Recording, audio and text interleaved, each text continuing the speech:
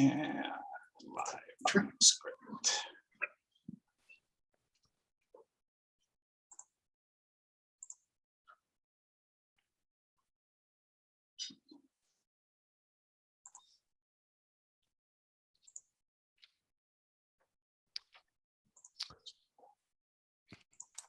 Okay, let's go ahead and get started.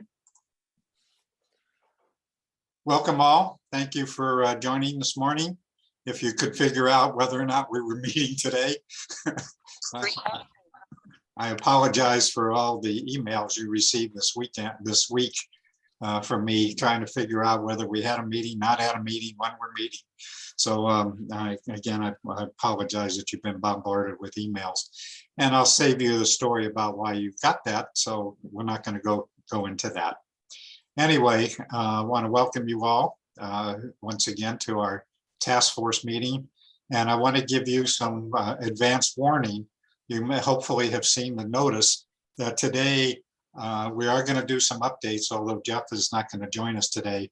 We are going to do some updates, but today we're going to do something we did a few months back that seemed to be fairly popular.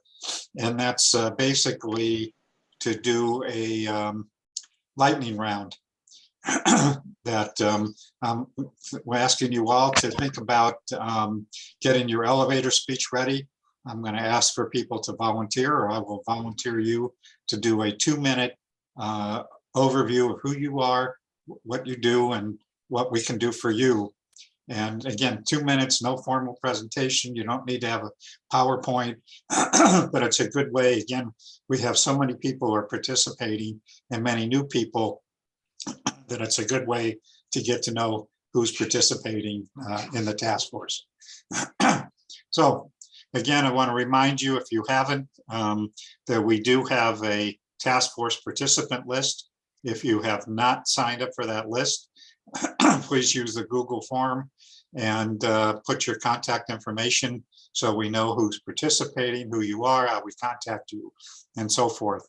So I encourage you to do that. And then, as always, we're going to do our kibitzing with colleagues. For those of you who may not know what that is, again, after this meeting, we have an informal gathering where people come together. We're not, no presentations, no recording or any of that sort of stuff. But it's just an opportunity for people to share, ask questions, and so forth. And I think last time we went, we had a fairly lengthy kibitzing session and could have kept going if wasn't time to finally end that session. So we encourage you to participate with us. Let's see, what else do I need to tell you?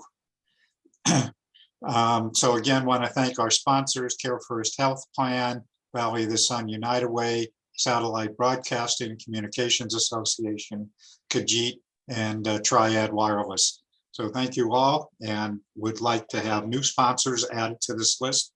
So please contact me and we'll be glad to get you signed up. Excuse me, and I will be contacting you.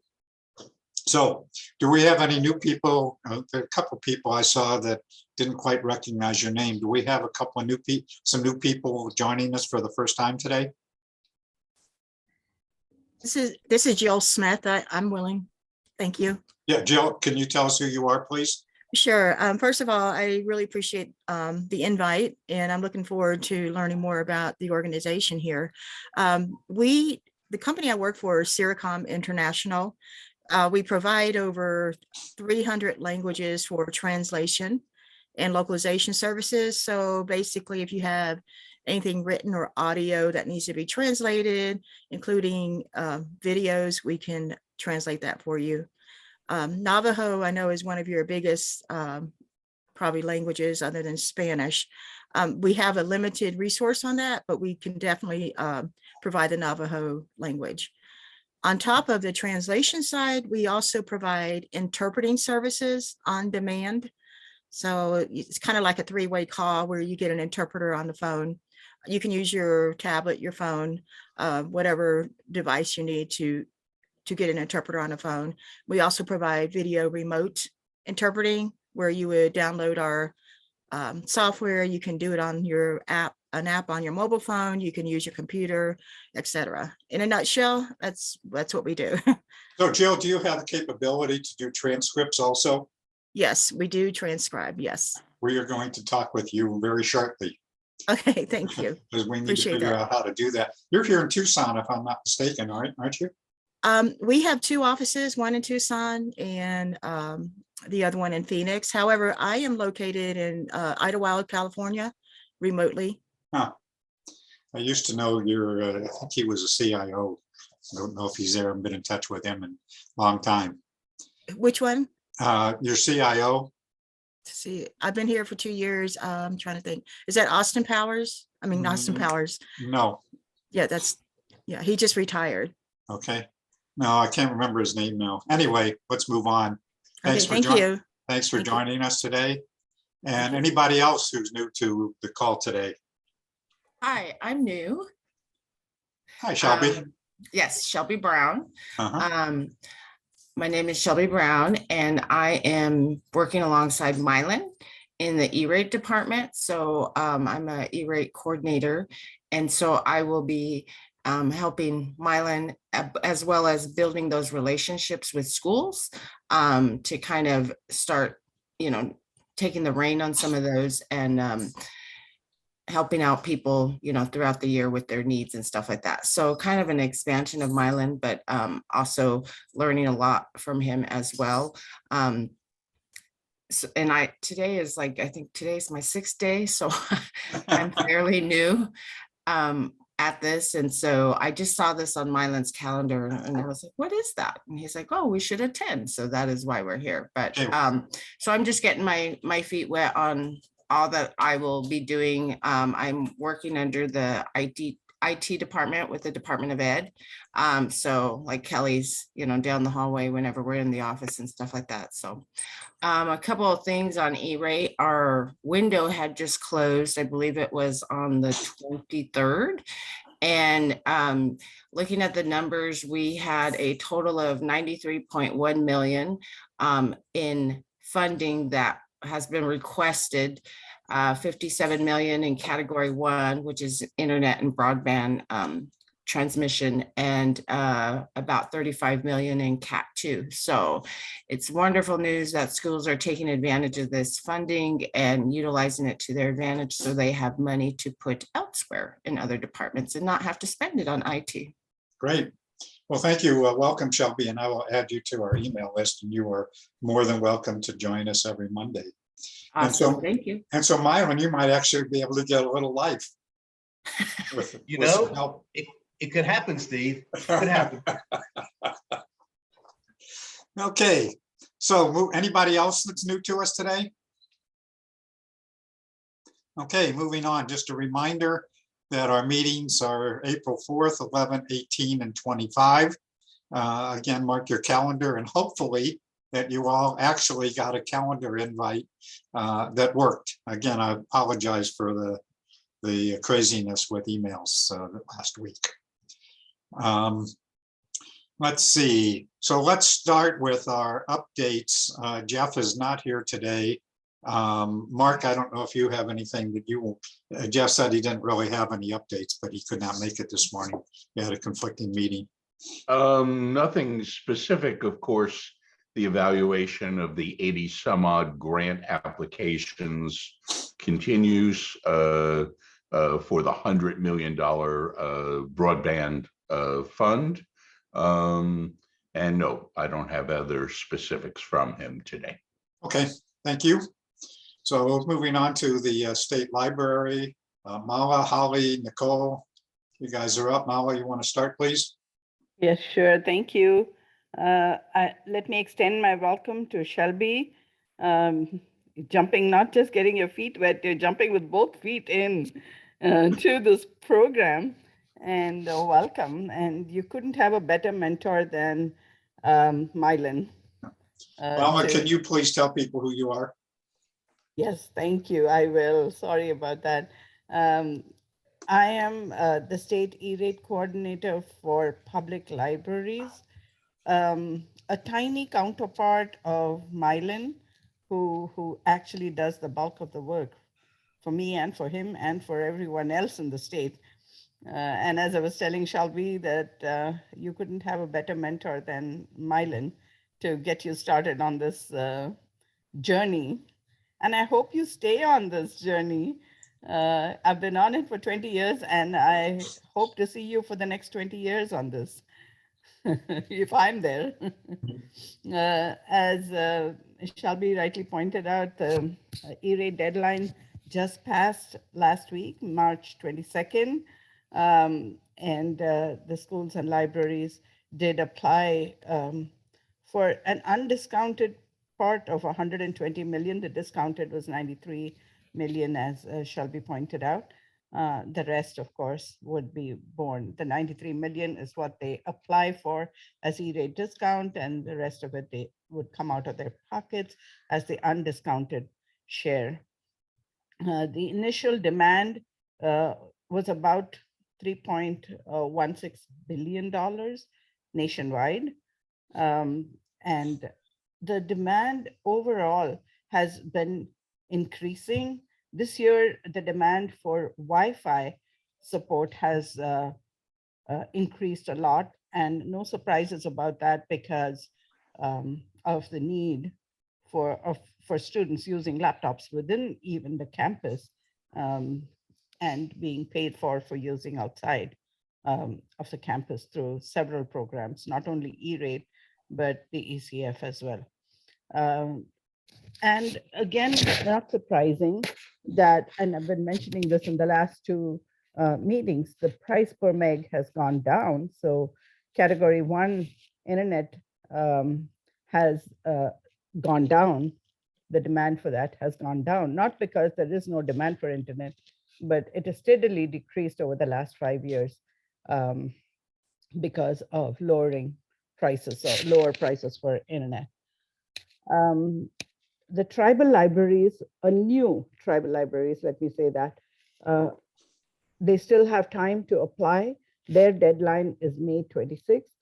So if any of you know of any libraries that are interested, please send them our way. And we're willing to help them get through this application process. May 26th is that deadline. ECF, 2 rounds of applications were open and for hotspots and devices through libraries and schools.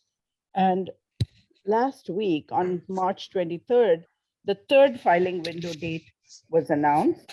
That is Thursday, April 28th. It closes, it opens on April 28th and closes on May 13th. Again, just to remind you, this is connected devices up to $400 cap per device, and Wi-Fi hotspots up to $250 per hotspot is the amount that has been approved by FCC. But again, schools and libraries have to apply for this for their students and for the library patrons. The service delivery has been extended up to December 31st of 2023, which is welcome because some of them have still not got funded in round 1 and 2. About 86% have been funded, but the rest have not yet been funded. The commission also has another important request, and that is a request, the Wildland Competition Bureau seeks comments on emergency connectivity fund for the ECF fund for educational connections and devices to address the homework gap during the pandemic. So what are they asking for? They want to know if the program worked well. They seek comments on how to measure the performance. They talk about adoption goals for students, staff, and patrons. What should those goals be? They want to ensure that school staff and library patrons have the connectivity that they need. If they don't, what else could they do to help? It's a good thing that they're asking these questions. They're also asking how to assess if they have met their goals. Do we do surveys? Do we do interviews? Do we ask for reports? What else should we be doing? They want to also know whether there are any other methods, any other eligible services, anything else. I think, Paul, we talked about it during the kibitzing last week about extending the services beyond the anchor institutions. Here's your chance to talk about it. So you can submit comments and I will put it in my notes, what you need, where you need to go to submit the comments. And that is open from April 28th to May 5th. So here's your chance to do that. As far as EBB is concerned, we had another 5,000 households that applied during this last week in the sense, it's the week of March 14th to March 21st. And we now have 239,000 households that have been signed up for the EBB, now ACP program. And Connect Arizona has a media kit. I will, for publicizing, if any of you want to participate in publicizing this, it couldn't have happened without your help. So I'm sure if you continue to do the promotion, we will have more households that will sign up. Cindy and Nicole may talk a little bit about the media kit and also the meeting, the add-in meeting, the meeting that we have on Thursdays, every other Thursday. This one was on tech support and how to define it and what it means for the digital inclusion ecosystem. I did not attend that meeting. I had a conflicting meeting at that time, and I'm sure Cindy will talk about it. Again, one last thing, I just want us to, as a group, maybe break out into a subcommittee that looks at all the grants that are available and make sure that someone in Arizona is applying for these, Steve. And I think if you could lead that venture, that would be great. Back to you, Steve, unless there are any questions. Okay, thanks, Mala. Any questions for Mala? Holly, do you have anything you want to add? No, I don't. Thank you, Steve. Okay, and Nicole, and actually, why don't we just jump in? Cindy and Can I ask Nicole. one quick, I'm sorry, Rory, go ahead. sorry, my apologies. May I ask one quick question to this? So I was out in St. John's today, and I'm only using this as an example because I have very limited information on this. And I noticed, I apologize, in another small town where the library was offered as one of the places that we can put towers at. I would suggest maybe we look at the idea in some of these smaller towns that the library is used as an asset since it has fiber fed to it, that possibly it's a springboard location for covering low-cost internet to some of the families in those areas. Mala, you want to comment on that? Yes, sure. Great suggestion, Rory. Except that in a number of places, the library does not own the building in which from which it serves. So it varies. You'll need to, if you're approaching a particular library, you will need to talk to the library director to see if they have any restrictions, because they may not own the property. They may be on property that is not only owned by someone else, but shared as well. I love the idea. It's a great suggestion. But you'll have to approach each library individually. We don't have, as a state library, jurisdiction over any of the library buildings. Hey, Roy, this is Milo. Understood, but I think it's a good, oh, I'm sorry. Go ahead, Milo. Yeah. For the one you were at actually the two you were at last week, the county owns those. So they've already agreed that they'll do whatever we need to help out, so. Yeah, I was only offering as it's possible idea for any more towns that, there's, hundreds of them I've not seen. And I see that as being another asset that could help out with some of these areas. Yeah, you know how we have the schools, I can, globally say that, schools are going to participate, and we're going to use schools to erect towers if we need to. And we can kind of do that as a widespread statement. Libraries are a little different since they sometimes don't own the land, but we always know who does. So, But they do have, yeah, and they do have the fiber, which is in some Yeah. cases, which is obviously the biggest problem in some areas. Cool. All right. Just thought I'd mention it. So, and so most of Rory, them are getting fiber now. I mean, we're going to wrap up Gila County in the next 6 months, and then every school and library in Gila County will have it. Pinal County is already done. La Paz County is already done. Wow.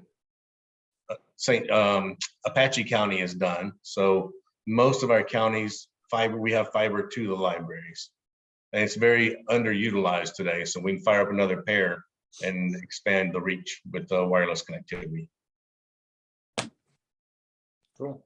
Very cool, yeah. So Rory, I assume you know Mylan, and I don't know if you know Mala, but you will get the registration list a little later if you don't have Mala's contact information, and if you want to talk to her some more about that. We've met.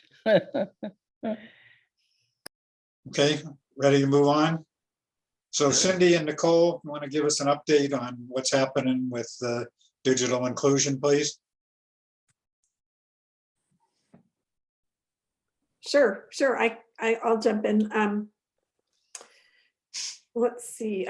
So Mala gave you the update on the statistics for the Affordable Connectivity Program, and I just it looks like nationally in February we were up to about 200,000 people applying per week. This looks like in March it's dropped to right around 135,000. But Arizona's still in the top 12 of all the states, so that's still really a really good showing. The Digital Inclusion Network that's under this AZBSN task force we're holding 2 different types of meetings. One is a lunch meeting that happens twice a month, specifically for practitioners in digital inclusion efforts, and we discuss specific topics. So this series, we're doing a topic of tech support, what it is and what it means to the digital inclusion ecosystem. And if you want to attend that, you can get in touch with me. I'll put my phone number and email in the chat. Let's see, and Mala talked about the media kit for promoting this ACP program, and we can put that in the chat also. Oh, and then we're starting a second meeting that's going to happen once a month on right now it's on Thursdays from 10 to 11:30. This is a general digital inclusion meeting open to discussion, and we're just starting. Our first meeting is this Thursday from 10 to 11:30. And I think, Steve, are you going to send out a link to that? I will. Oh, okay, real good. I will. And Nicole, do you have anything else to add to that? Yeah, I just wanted to mention the free digital navigator service that we offer with library staff statewide on our Connect Arizona site. Right now, about 10% of our calls are supporting either individuals who want to sign up for the ACP or organizations who are trying to get information about what the program is. So we know that our outreach is successful there, and that this is a much needed discount service. So there's a lot of interest, and our outreach document, our media kit is a living document, so we continue to add and try to share out there. I also wanted to mention that in May, I'm chairing a workshop for our tribal libraries on digital inclusion, hands-on techniques, as well as some technical skills. That's with the Association of Tribal Archives, Libraries, and Museums. I don't believe we have any tribal libraries here, but it's something that is going to be available for anybody in the country working in tribal libraries and archives and museums. And we're focusing specifically on, how digital inclusion encompasses all of the missions of broader library services. So stay tuned for that one. And then for our Thursday meeting, we're really hoping to get a bunch of different people from different types of sectors and different interests to help us get together to think about what digital inclusion means in Arizona. As we all know, there's not really a designated entity for leading the state digital equity plan that's required for the infrastructure bill. But we're hoping to get a jump start on really solidifying some of those priorities that this group has and others and all of those communities that we each individually serve. Great. So I have two questions. One is, and I don't know if anybody has the answer to this. So we're getting all these people, and of course this relates to our continued discussion about digital equity. Do we have any sense of all these people that we're signing up? Are they actually getting connected? Are they actually using the technology? Or we've given them the technology and they still don't know what to do with it? Anybody, Cindy, Nicole, anybody have any sense of any of that? Well, I can only speak to the small percentage of people who are using our service at Connect Arizona. But we do know that about a quarter of our callers are repeat callers. So sometimes ACP is a part of that.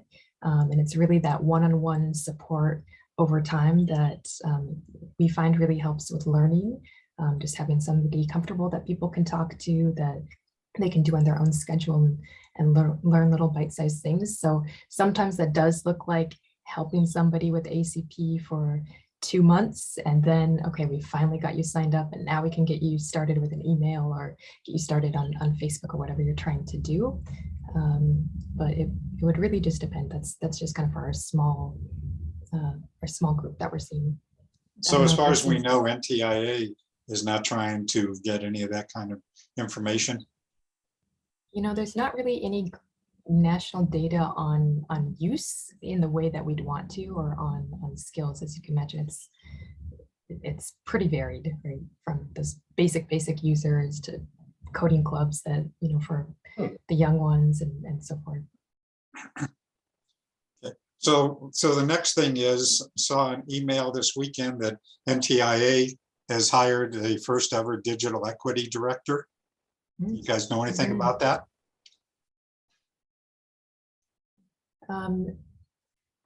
This is the person who's formerly running something out of Cleveland. Am I right, Cindy? Yes, correct. Mhm. Yeah, so she comes from the digital inclusion world and is pretty highly supported from all the practitioners and folks there.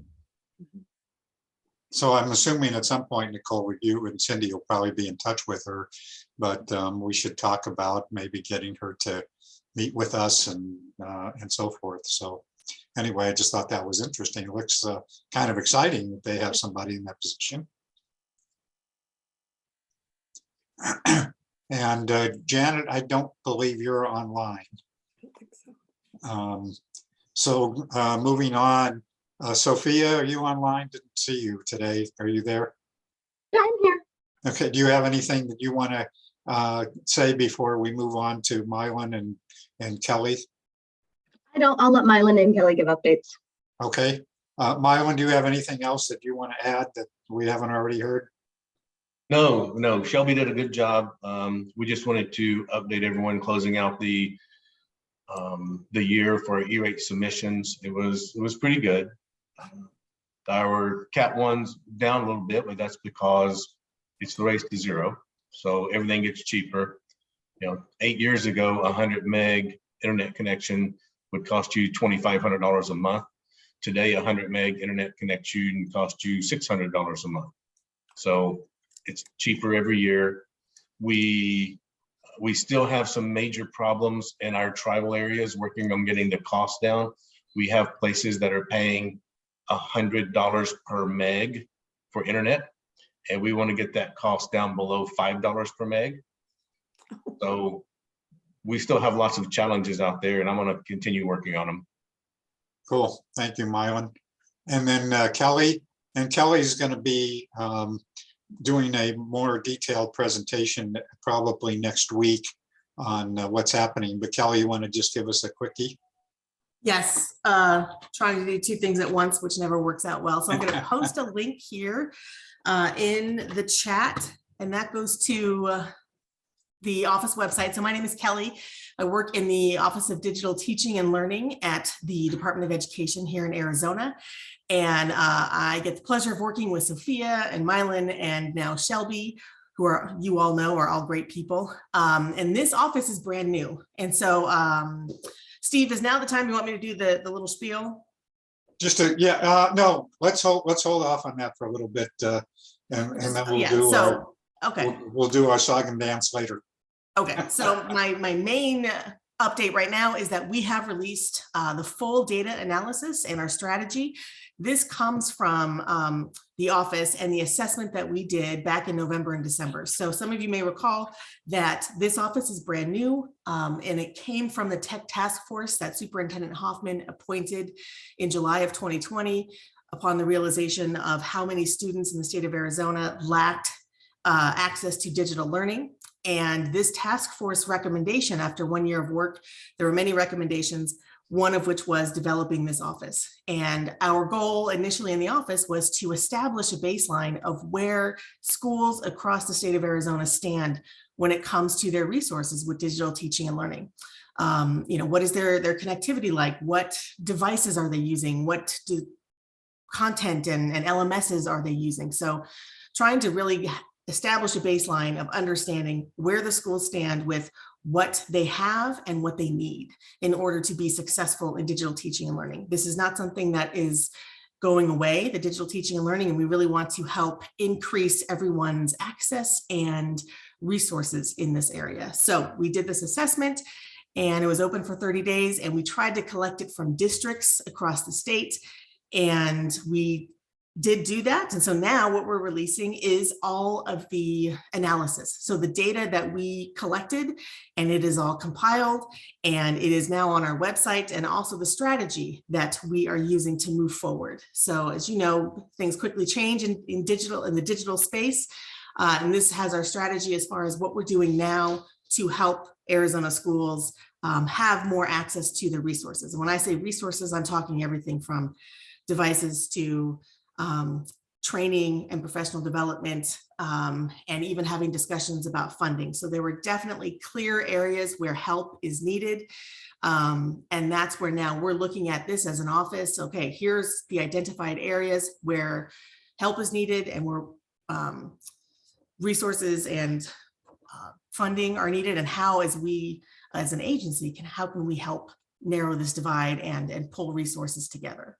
So I put that link in the chat. You can check out the website. Everything is on there. And that first landing page I gave you, if you just scroll down a bit, there's a button where you can see the strategy, and there's a button where you can see the full analysis. And this is incredible information. And there's a live dashboard where you can scroll through and pull the information for particular counties or particular topics, which is really exciting.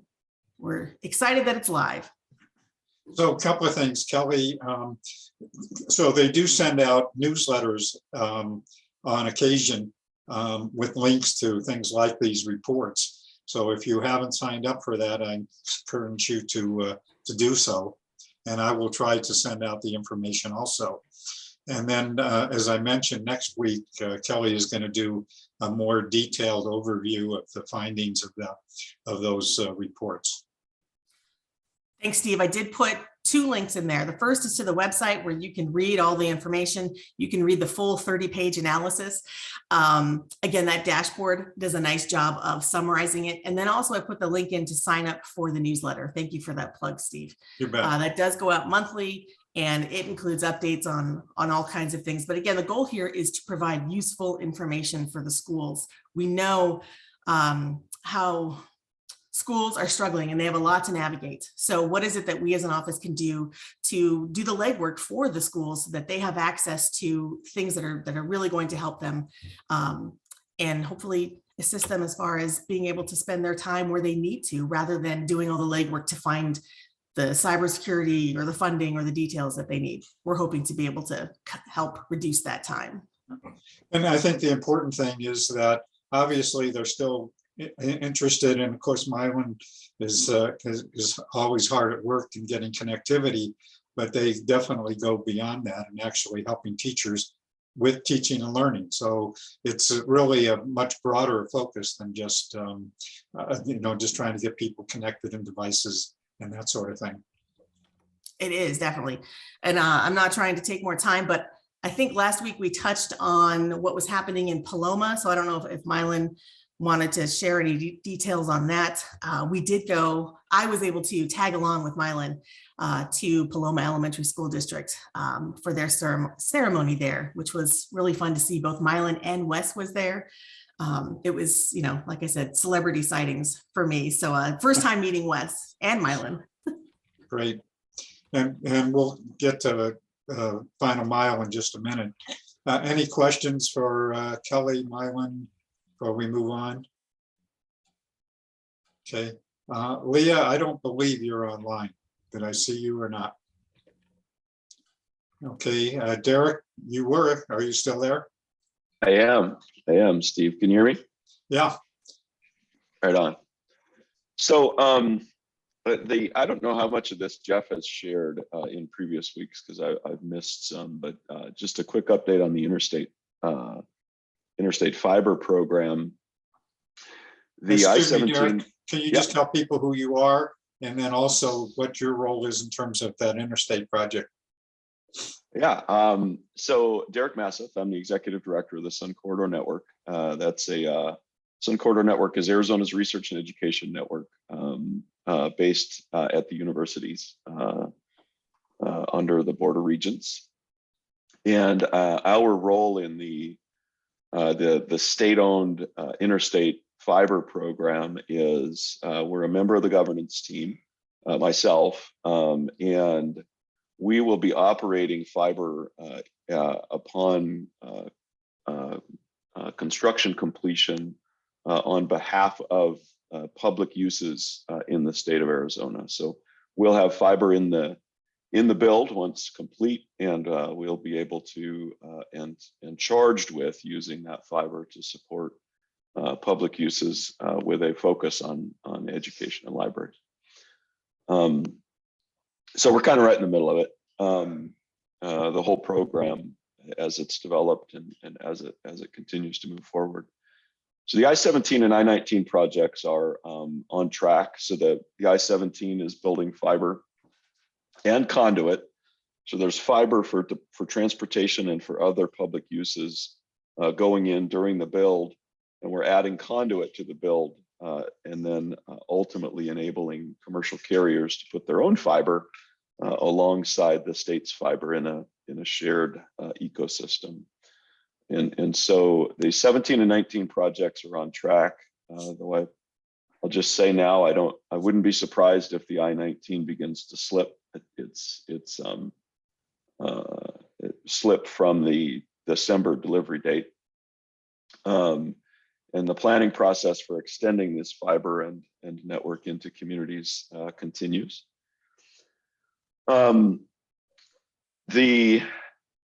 The state will be issuing an RFP for operations and maintenance of the ecosystem itself, along with commercialization. So I mentioned that there will be conduit available for providers to put fiber in, and the state will be, excuse me, hiring a firm to assist in the maintenance operations and commercialization efforts. Jeff may have mentioned this, but an RFP is being drafted. We're hopeful that that'll be on the streets in the coming months, 60 days or so, and ultimately a partner firm will be awarded. There's a possibility that firm has design build capabilities, and so the I-40 planning, because the governor a few weeks ago committed to the same kind of network along the 40 from Flagstaff to California. And the I-40 planning will begin in earnest when that partner is chosen and on board, or at least under an intent to award. So that's the big update, I think. Eduroam continues to develop. We've been working with our university partners to improve the granularity of their maps. Basically, the Eduroam map suggests the U of A exists in one place, and that's Tucson, and we know that's not true. It's not true of ASU or NAU either. As we roll Eduroam out, granularity becomes of value, and we're about to launch our first pilot school district in Pinal County. And we're continuing other other work with communities in developing networks, particularly in Maryvale, Page, and the city of Phoenix. I think that's it today, Steve, unless there's questions. So Derek, can you just explain Eduroam again? I know you have many times, but. Certainly. It's a secure wireless SSID that any wireless operator, Wi-Fi, shouldn't say wireless, Wi-Fi specifically, SSID, that a wireless operator can advertise on their wireless infrastructure that allows educational affiliates that have registered to use their username and password from their home institution to authenticate and get access to secure Wi-Fi. It also enables schools in particular to register such that their users can use Eduroam wherever it happens to exist. So Arizona is the third state in the country to be embarking on. Thanks, Paul. I assume that video is about Eduroam. Third state in the country to embark on expanding Eduroam beyond higher ed and into K-12 and library ecosystems. So kind of the tip of the spear nationally on this one. Higher ed's been doing Eduroam for, gosh, probably almost 15 years. And so bringing it beyond higher ed is pretty exciting. Great, thanks, Derek, and I hope you feel better. Yeah, thanks, Steve. I think my voice sounds worse than I feel, just saying. Okay, well, that's good. Yeah. Okay, so do we have any updates? I don't think Wes is online, but Rory, Mylan, anything to report about rural schools and the Final Mile project? Well, Mylan Yeah. was at the, go ahead, you give the update, Mylan. Yeah, we had the celebration with Superintendent Hoffman and Superintendent Turner out at the Paloma School District to officially announce the completion of the first Final Mile project. Triad Communications did the project. Triad Wireless. Triad Wireless did the project. We had a very good turnout. Superintendent Hoffman made a few statements. Wes made a few statements. I did. It was a very good afternoon. We had students online on the cameras from their homes. We got to talk to them. It was very well done. So Kristen Turner, the superintendent out there, did a good job putting it together, and Wes did a very good job, coordinating, getting this project up and going to begin with. We have 4 more of those that are in process right now that Triad is working on. And we'll be doing the same thing as those projects complete. Right now I had 5 RFPs. Now I have 4 RFPs that are in the bid evaluation phase. They've gone through the initial review. They've gone through best and final. I had 5. 1 district backed out, which kind of surprises me. I'm not sure how you can back out when you have no financial risk and no physical risk and it's all positive for the school districts, but this is the 3rd one that has done that. But we have 4 out there now in the bid evaluation process. And I've asked all of them to finish their local bid evaluations and present to me by the end of this week so that I can take it to the Final Mile board and get them to ratify the decisions that the districts have made so that we can make awards for the next 4. And that should utilize all $1.5 million that we have available right now, which means I'll be looking for more funds to fund more of these projects, especially seeing that it is beneficial. It's very successful. The concept works and it works very well. So that's the status of the Final Mile project. Cool. Roy, you want to add anything? I think we've got all of the people, all the kids hooked up in Rimrock now too. So I'll be getting an update on that a little later this morning. And then the other ones are just waiting for parts. Unfortunately, some of the tower parts are a little harder to get. We actually are having a technician drive to or fly to Illinois and drive 2 of the towers back here. But yeah, we're getting fairly close to finishing up all of those. So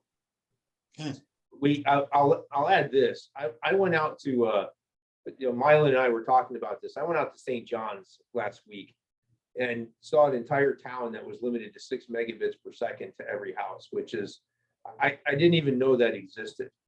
And we came back and designed a rapid deployment system to cover that town, assuming there's fiber in there, just to solve problems like this. And we think we can do it in 2 to 3 weeks, assuming we have fiber backhaul. I don't know how many more towns are out there like that, but that's just flat out sad that they have that kind of limitation.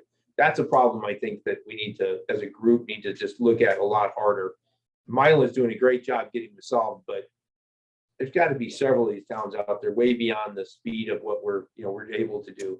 And Triad is more than willing to come into this and even donate some of the infrastructure, donate what we need to get some of these towns taken care of fast. So, Rory, I've been saying for 20 years now, people need to get out of Phoenix and go out and see what we have to deal with in rural Arizona, because that problem is everywhere.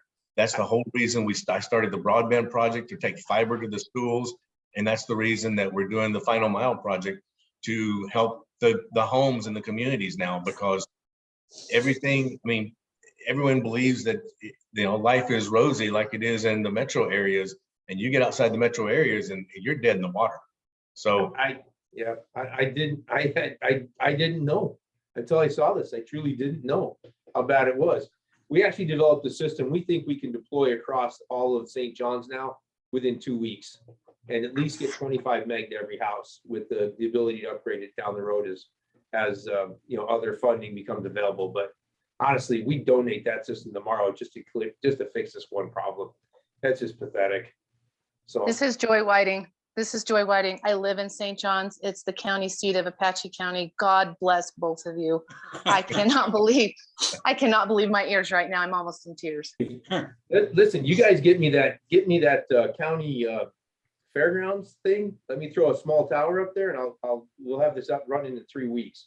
I will call you as soon as this meeting is over. Fiber is an issue. Mylan's trying to find some worker out for us at the moment. So I'll call Mylan right after this meeting. Yeah, Joy and Rory, this is Karen Ziegler. There's a project pending right now that I think will bring the fiber to where you need it, Rory. So I can talk to you as well afterwards, or Joy and I can, on what the proposal is, because I think that's going to help you a lot. Well, thanks, Karen, for jumping in there. Oh, sorry. So I have a conference call with Superintendent Kyle and their IT person later this afternoon, Jeff, to see if we can get running quickly. And then we're already placing the orders for the equipment. So we don't sit around waiting for this stuff. Anyway, if you need something from the county end, let me know. Yeah, Kyle's offered to help us out, but that's great. Thank you. I mean, this is whatever you need. Solvable problem. It's just sad that we're not solving it as fast as we need to. I had an email from someone who was working with a company that has 3 different sites, and he's basically saying there is no decent connectivity available. And I can't tell you offhand where that was. I'll have to go back and take a look at that. But we'll talk to you about that also.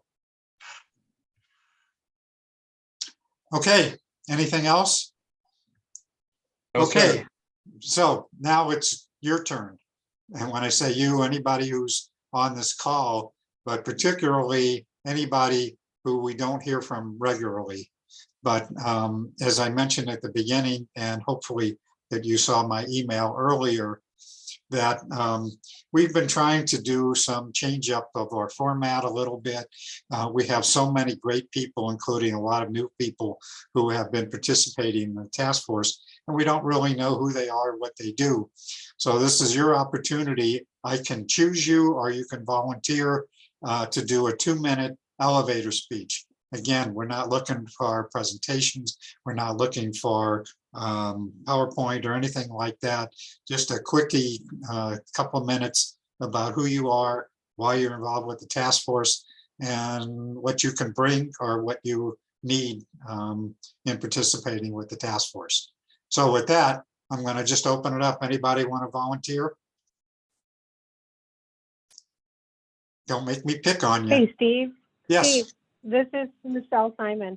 Yeah, I'd go love ahead, to Michelle. volunteer because I have a meeting at 8:30. So good morning, everybody. Sorry you can't see my face because I am on the telephone. My name is Michelle Simon. I'm the Deputy Director of Support Services for the Pima County Public Library, as well as the co-chair for Pima County Strategic Planning Task Force for Digital Access, Equity, and Adoption. And our efforts, as the library, we are central to the provision of not only internet, but other forms of technology to our community. And that includes very rural areas like Ajo and Arivaca. We now have a library in Vail. And so many of the efforts that you all discussed during the meetings, E-rate and putting forth middle mile and final mile projects, the library is intricately involved with that here in Pima County. I participate in the task force meetings basically to gather additional information, hoping that what we're doing here in Pima County definitely ties into what the state is doing as a whole. So we're all kind of moving in the same direction. So thank you for giving me the time to introduce myself. So Michelle, it's really interesting. And of course, Cindy's on this call and chairs the subcommittee on digital inclusion. But as far as I know, that you are the only county in the state that's actually working on a digital inclusion plan as a part of an overall strategy here. Well, if that's the case, I'm really sad to hear that. Because it is something that needs to be done. So PCPL, we are members of NDIA, National Digital Inclusion Alliance, as well as, so looking at some of the tools that they have put forth about, is your state ready to, are they providing digital equity? Having a plan is one of the primary goals of that effort. And so that's how we have started. You have to have a plan because we don't want to do things to people. We want to do them with people. And you have to have lots of people from the community and all the way around. That's why I wholly appreciate the efforts Cindy puts forth as one of the co-chairs for the subcommittee for digital inclusion, because she has that vision as well. And it helps to move our process forward. Okay, thank you, Michelle. So who else wants to share a little bit today? Hey, Steve, this is Robert. I'll go. Yeah, Robert. I have an 8:30 meeting as well, so standing 8:30 meeting. But thank you. My name is Robert Alvarado. I'm the vice president of our IT strategic planning and research evaluation here at Chicanos per la Causa. So those that don't know our organization, we provide social services throughout 5 states: California, Nevada, Arizona, New Mexico, and Texas. We have 5 pillars that we provide service: health and human services, housing, education, economic development, and advocacy. We have about 51 lines of business, different lines of business, and probably even breaks down further into that. But what we've been doing as far as digital inclusion and equity is we have 2 programs. We have a Help Our Kids Connect program, And so we provide technology to the community. So we'll have different events around the state of Arizona. And then we are now looking at revamping that, and we are actually going to push out these projects out to our other 5 states. Our second program is our older adult curriculum and training, where we give the older adults a tablet, and they go to an 8-week course where we teach financial literacy, security, how to do social media, shopping, all of that good stuff, healthcare, to help them connect to their families and just to the community itself. So we've seen a lot of good things happen from these programs. Collect lots of data. I'll upload our one-pagers here, so you could see that. But we partner with a lot of you on this meeting, so we really appreciate everybody's support and help and partnerships. So that's about it. Robert, can you talk a little bit about your footprint here in Arizona? Yeah, so here in Arizona, we're out throughout the entire state of Arizona, all the way from northern Arizona. We have programs all the way to southern Arizona to the border, and then over in the west region, Yuma, Somerton area.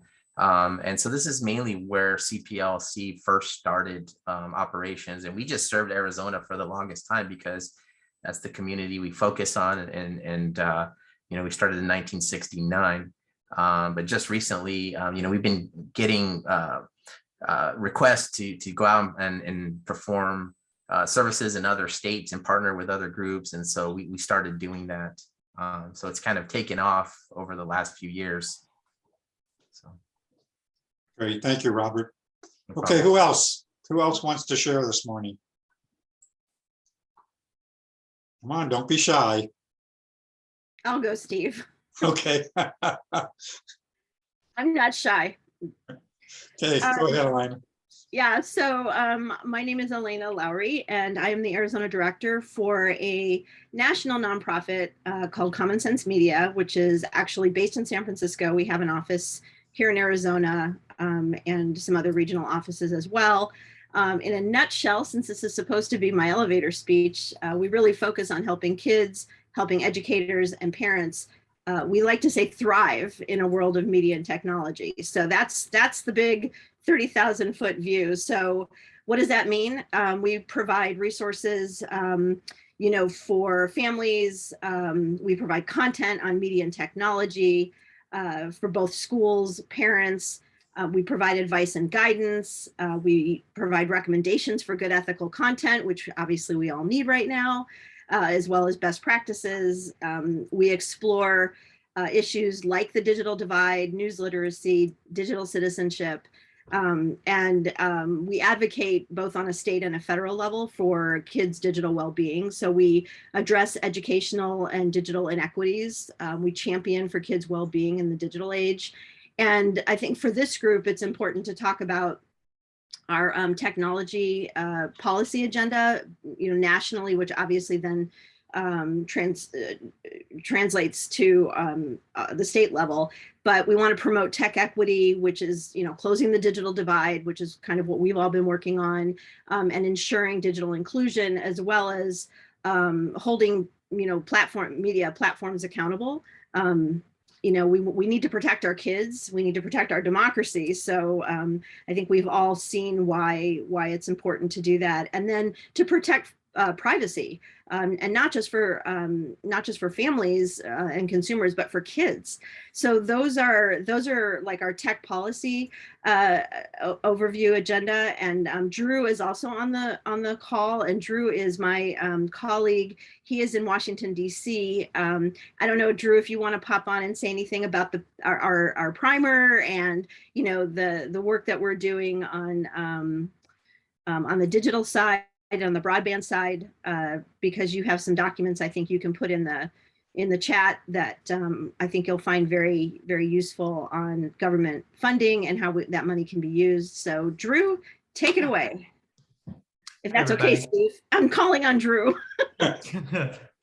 I'm Drew. I'm in DC, but I join every week. I help Elena and Common Sense just monitor the federal situation for broadband funding, And then I work with various states, including Arizona, to help them maximize this recent swell of federal funding. Y'all heard from me last week, probably most of you, and will again in the future. We'll have some more, I'll post a few resources in the chat in just a second, but we'll have some more things to share in the coming weeks as we finalize some of our affordable connectivity program outreach. I think we're going to be doing some advertising campaigns in Arizona and California, and then some emergency connectivity fund. That's the school device and connectivity program. We're going to have some resources around that too. So I'll post some stuff in the chat, but. Great, thank you. Yep.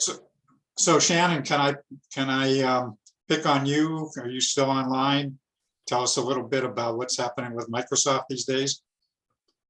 Yeah, certainly. Steve, are you talking specifically around our skilling initiatives? Well, that'd be good. That's probably a good place to start. Absolutely, absolutely. And I love all the information I'm hearing today. So I am Shannon Smith. I'm the account executive that covers higher education across the state of Arizona, as well as New Mexico and Nevada. So it's good to meet everyone today. So we have a couple of different skilling programs that are in place right now. We've got one for students, and it runs from kindergarten all the way up through the high ed world. And then we have a separate skilling program for adults. And then in addition to that, we can also layer in professional development for faculty. So, I was listening in fact, Kelly, I heard what you had to say, and I'll probably be reaching out separately, because I think it'd be great for us to connect and find out where we could potentially help fill in some gaps. But then just on a broader level, more than happy to help bring in some resources or at least provide some links to some resources that folks can leverage. In the meantime, we've been working too with Steve to schedule some time and bring him up to speed more on sort of the all-encompassing skilling program. So that's the skilling side of the house. Steve, I really can't address anything from the broadband side since that's our airband team. So my apologies, but I don't really have anything I can add there. Yeah, not a problem. We unfortunately lost Richna, who that was her baby. So we're disappointed that she's no longer able to participate. Okay, any questions for Shannon? Going once, going twice. Okay, anybody else who else wants to tell us what they're doing? Michael Edmonds, I know you're not shy. Do you want to tell us what you're up to these days? I was just about to raise my hand. You're reading my mind again. Hey, I'm good at that. All right, let me go to my 3x5 flashcards here. My name is Mike Edmonds. Short version of my professional career, broadcasting in front of the microphone or camera most of the time, held the flashlight for the chief engineer, radio, television, internet. Currently, I'm a resident of Tucson House, Public Housing Authority, and I also participate in Thrive NE05, which is an economic development program for the portions of the 85705 zip code. And that here is in the city of Tucson and in what we call Ward 3, because I'm realizing that we're having a lot of people on the call from across the nation. Also, I'm the vice chair of the Commission on Equitable Housing and Development for the city of Tucson. Most recently, I've been a member now of the Citizens Advisory Committee for the Regional Transportation Authority for the Pima Association of Governments. Beyond that, there might be more stuff coming. I don't know. They invite me to meetings and I go and then I get titles. That's all I know. For follow-up, I'd like to reference Cindy Hogan. Hi, Cindy, who helps out here a lot at Tucson House and elsewhere.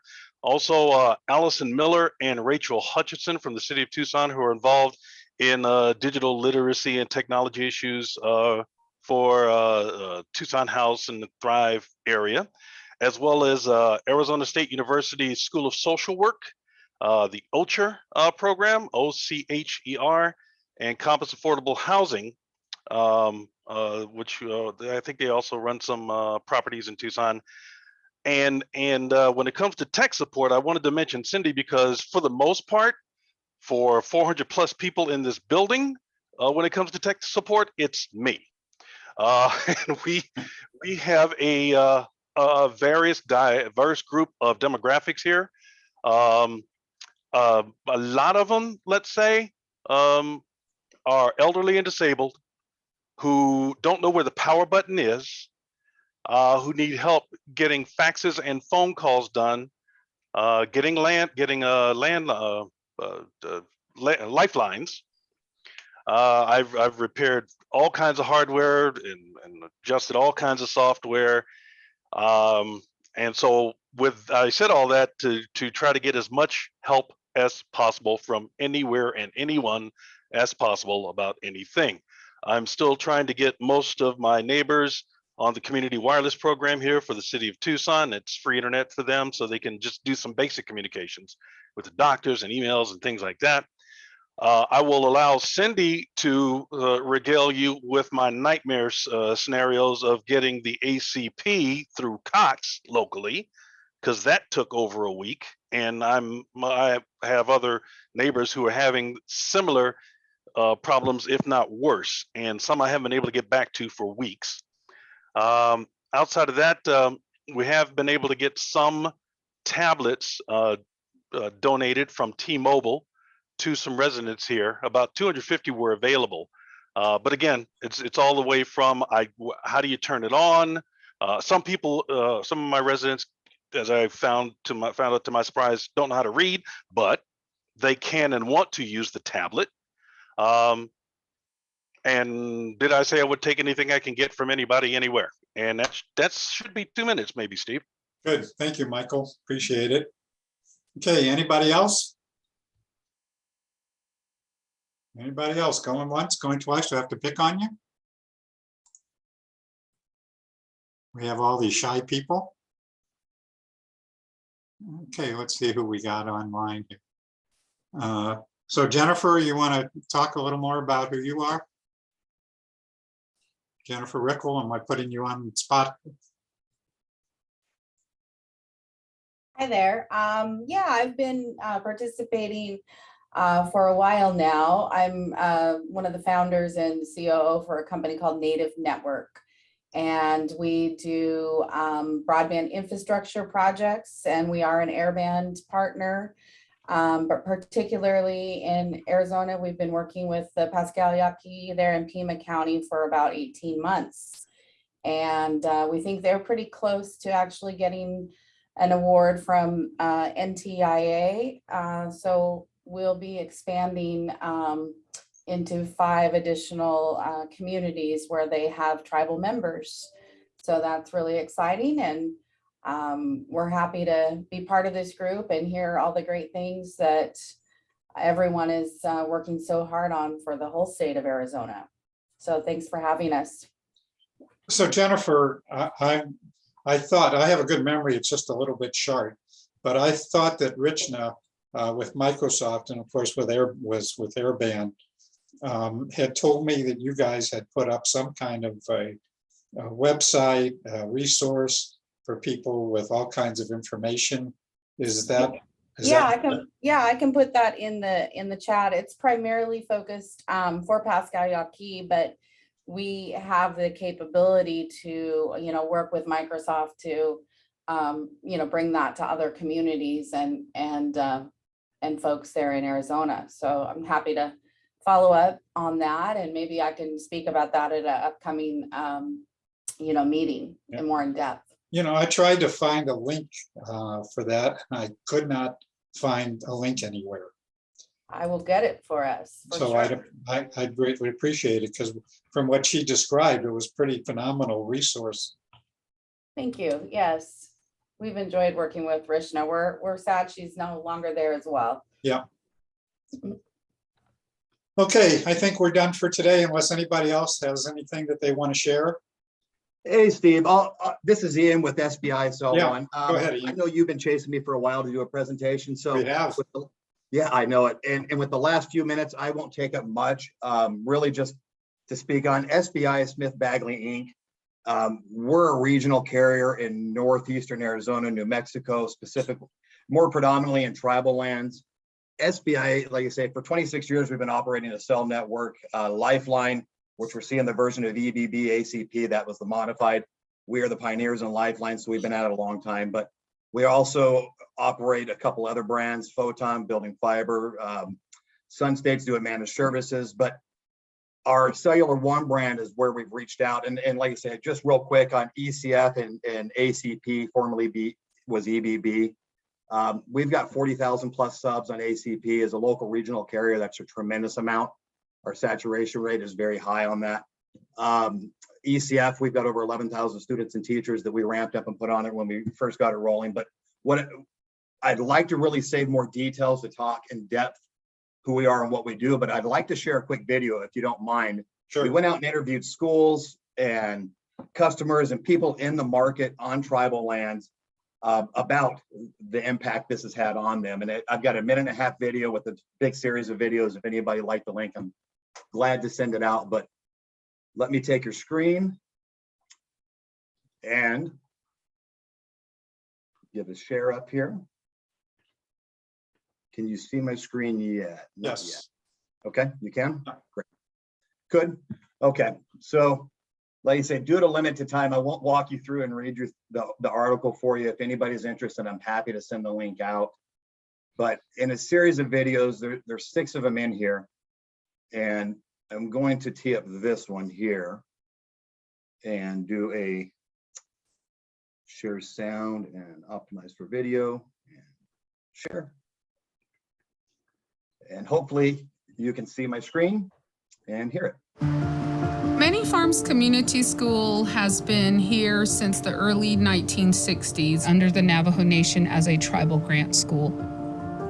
Here on the reservation, it's really rural, so we don't have the infrastructure like a city would. The kids don't have internet, so we can't communicate with them. And you have children that don't have running water, no electricity. And that was a big thing that was highlighted during this pandemic. But we've lived like this for a very long time. We're doing a disservice to our children by not providing what is necessary to be in equal categories as children that are off the reservation. We heard about the Emergency Connectivity Fund through Cellular One, and they helped us apply for the grant. ECF will fund every student a MiFi or a laptop up to $300, so they have the tools necessary to go to class virtually. If it wasn't for this program, we'd still be trying to do packets, Xeroxing thousands and thousands of trees to take them out on a weekly basis and collecting them back. The MiFis really assisted us in providing the baseline. They're able to use technology to broaden their minds, so I'm happy that I could provide that.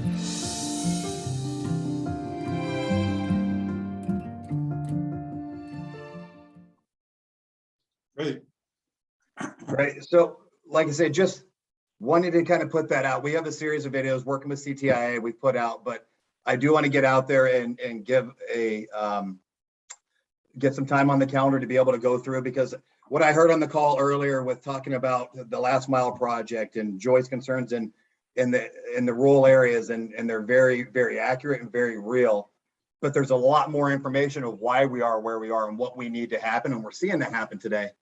But we've been at it for 26 years, and there's a lot more detail we'd love to be able to kind of share and see how we can work together and be a part of the solution and not a part of the problem, obviously. But that's my quick 3-minute chat. I'll give it back because I know everybody's got to jump for meetings unless you have any questions for me.